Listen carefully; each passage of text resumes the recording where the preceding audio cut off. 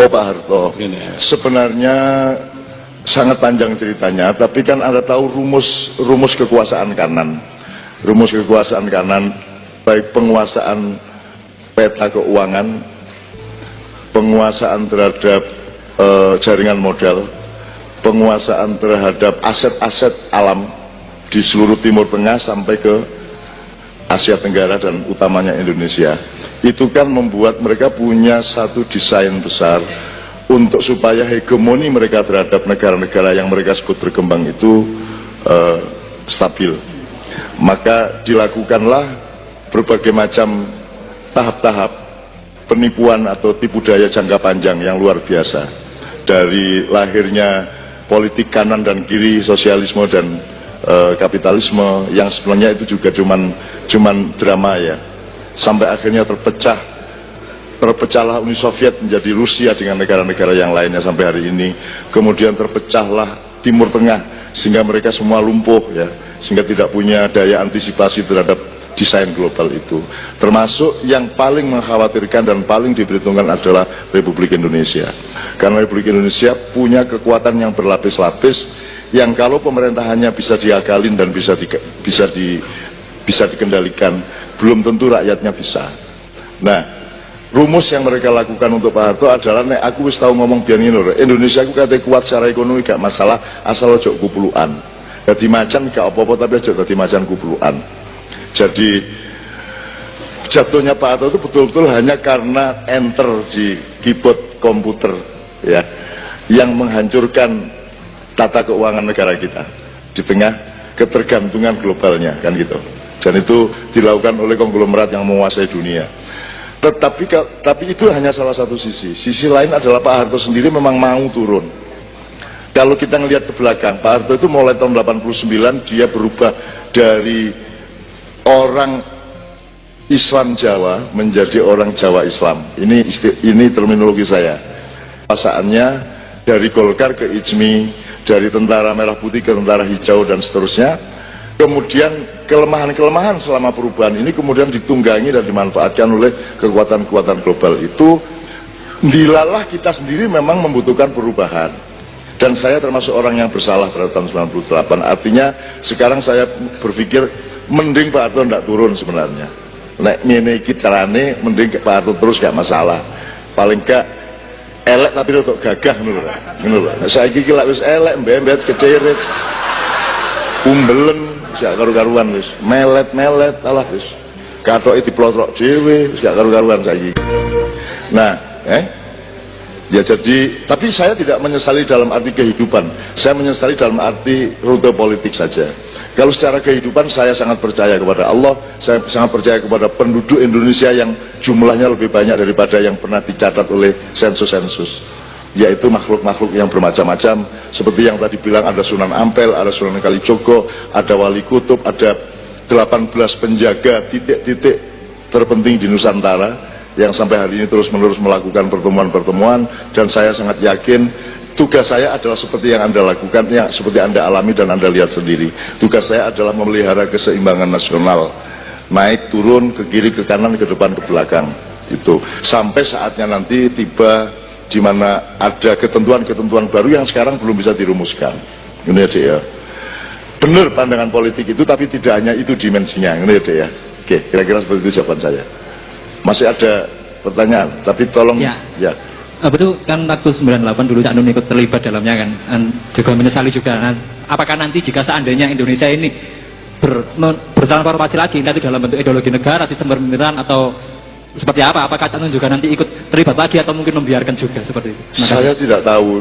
Saya tidak punya cita-cita, tidak punya keinginan dan tidak punya kebutuhan. Saya akan melakukannya kalau Allah memerintahkan saya, dan kalau saya diwajibkan untuk bersedekah kepada seluruh rakyat Indonesia, akan saya lakukan apa saja. Sebagaimana Mak Ian ini kan sedekah gitu, ya. Tapi saya berhitung dengan 98 itu, sekarang saya berhitung lebih ruwet. Karena ternyata tidak seperti yang saya petakan pada tahun 98. Saya bukan terlibat, saya yang menulis surat. Saya rumuskan bersama Cak Nur Khalis Majid berdua, meskipun ditandatangani berlima. Jadi itu tidak seperti yang ditulis oleh sejarah atau oleh media massa. Itu bukan 10 orang, 5 orang kirim surat ke Pak Harto supaya Pak Harto turun, kita kasih 4 cara atau alternatif. Pak, silakan pilih salah satu, kemudian kita kasih surat itu lewat Mensesnek, terus malamnya Pak Harto telepon saya, telepon Cak Nur, dia mau turun dan seterusnya dan seterusnya. Ketika wartawan ngelihat paginya tanggal 19 itu adalah ketika Pak Harto sudah resepsi, jadi bukan akad nikahnya sudah terjadi di telepon sehari sebelumnya, itu ya.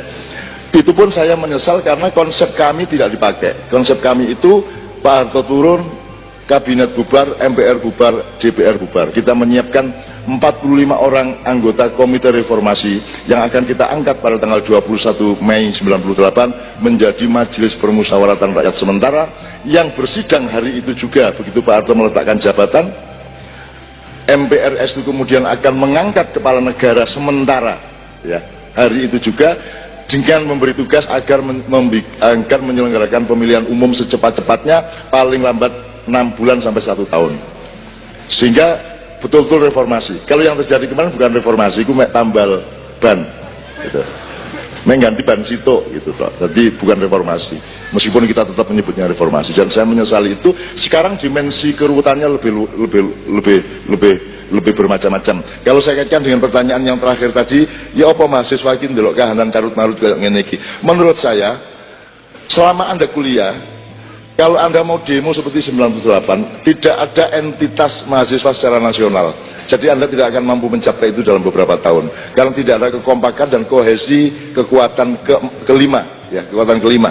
Dan mahasiswa itu kekuatan kelima. Ketiga itu trias politika, 4 itu pers, 5 mahasiswa. Itu teorinya ya. Dan itu tidak bisa Anda capai karena saiki iki dewe-dewe uripe kabeh, sehingga Anda tidak mungkin mencapai. Yang saya sarankan adalah pelajarilah dengan seutuhnya, selengkapnya, sebulat-bulatnya sebenarnya apa problem bangsa Indonesia itu. Jangan punya keinginan menjatuhkan presiden. Saya tidak setuju kepada kudeta, saya tidak setuju kepada peralihan kekuasaan.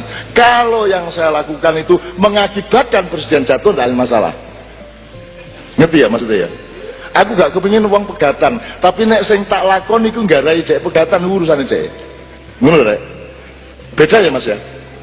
Jadi aku gak kepingin sogeh, tapi mergo aku iki sregep terus akhirnya kepeksa sogeh si apa meneh. Upamane lo ya. Jadi harap tahu beda antara tujuan dengan jalan. Gitu ya Dek ya? Oke. Kira-kira gitu. Pasti tidak lengkap, tapi mudah-mudahan Anda terus pelajari. Itu Indonesia itu tidak hanya suksesi, Indonesia itu the whole thing, semua dimensinya. Sekarang itu kerusakannya sudah sampai cara berpikir, sudah sampai cara hidup, sudah sampai ngomong Tuhan aja material, ngomong surga pun material. Sudah, kita ini sudah sakit luar biasa. Semalam di Padang Bulan saya simpulkan, Indonesia adalah pasien yang sangat sakit, hampir lumpuh, tapi dia tidak tahu sakit apa sehingga dia tidak bisa milih dokternya yang mana. Dan puncak penyakitnya adalah bahwa dia tidak tahu bahwa dia sakit. Angel banget itu. Tetapi saya tidak khawatir, karena kita tidak hidup sendirian. Kita tidak hanya manusia yang hidup di Indonesia. Indonesia ini adalah tempat yang diistimewakan oleh Allah Subhanahu Wa Taala. Dan saya bergaul dengan semua makhluk-makhluk itu.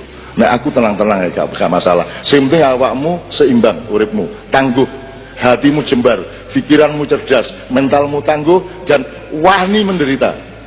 Dan kalau kamu wani menderita tidak berarti Anda akan menderita. Iki lho salah ya arek. Rumangsamu nek kon wani melarat terus melarat. Gak. Justru mergo kon wani melarat terus gak melarat-melarat malahan. Ngono urip iku. Ngono rek. Nek kon wani ambil keputusan tidak berarti kamu akan menanggung resiko seperti yang kamu bayangkan, enggak. Anggitmu Gusti Allah gak sayang awakmu ta. Kamu juga gak percaya karo Gusti Allah. Gitu loh. Begitu engkau setia kepada Allah, Allah akan memberi kelimpahan-kelimpahan kepadamu yang kamu tidak berani ngarani tapi akan